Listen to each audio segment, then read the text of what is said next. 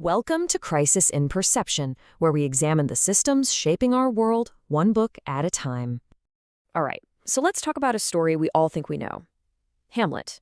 But for this explainer, we're not going to focus on the tragic hero. Instead, we're going to look past all that and see the play for what it really is. A blueprint for a powerful and, frankly, a deeply dysfunctional system. One that shows us in chilling detail how uncertainty and suspicion can poison everything.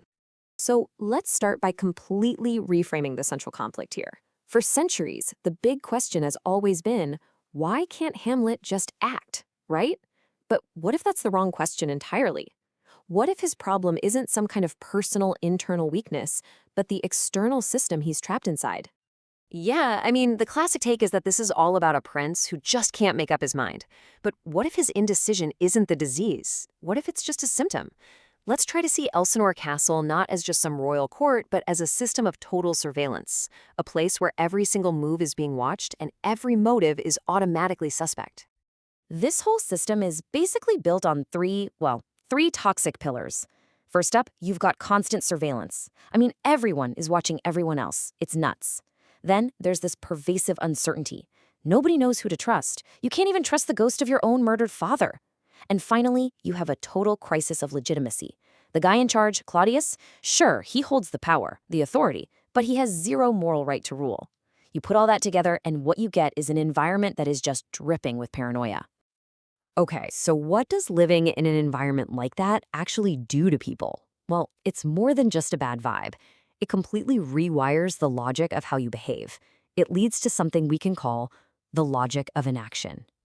And this right here, this is the absolute heart of it.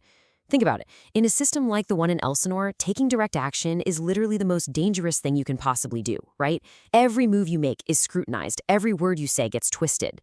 So what's the rational response? What's the best way to preserve yourself?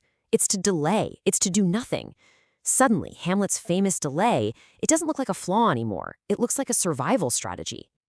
And this logic, this survival strategy, it's not just a Hamlet thing. Oh no, it infects the entire court. It creates these repeating patterns of behavior, these patterns of paralysis that end up trapping everybody. Okay, so the first pattern is probably the one that makes the most sense right off the bat. When you know you're being watched, you watch what you say. It's human nature. And in Elsinore, nobody, and I mean nobody, speaks their mind directly. It's all code, hidden intentions, constant self-censorship. And why? Well, it's simple. In a system like this, one honest word could be a fatal mistake. And you see this perfectly right here. Just listen to how Hamlet questions his old friends, Rosencrantz and Guildenstern. His immediate gut assumption is that they're spies. And the crazy part? He's right. He can't even trust the guys he grew up with. This level of suspicion forces everyone, Hamlet included, to just hide behind a mask. So if you can't be honest, what's left? You perform. And that's the second big pattern we see. The entire court of Elsinore basically turns into a theater. Everyone's just playing a part. You've got the loyal courtier, the grieving son, the concerned father. Being authentic? Nah, that's way too dangerous.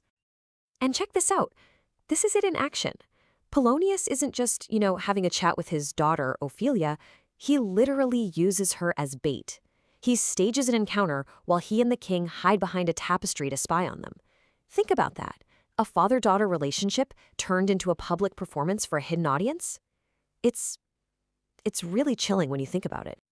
All right, this last pattern, this one might be the most insidious of all. It's what we can call the testing loop. See, in a world with zero trust, what does everyone do? They try to find certainty. They design these elaborate tests to try and uncover the truth. Hamlet puts on a play to test the king's guilt. The king uses Hamlet's old friends to test him. But here's the kicker. The tests never actually work. They never bring certainty. All they do is create more suspicion, more paranoia, which just gives everyone more reasons to delay. It's a vicious, never-ending cycle. So when you put it all together, the whole system really starts to feel like a hall of mirrors.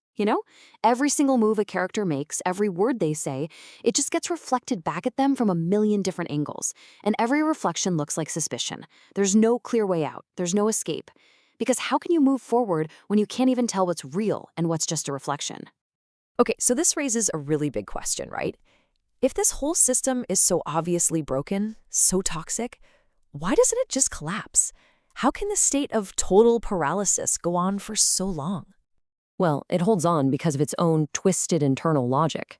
First, you have a leader, Claudius, who has all the authority. He's the king, he has the power, but he has no legitimacy. Nobody really believes he has the right to be there.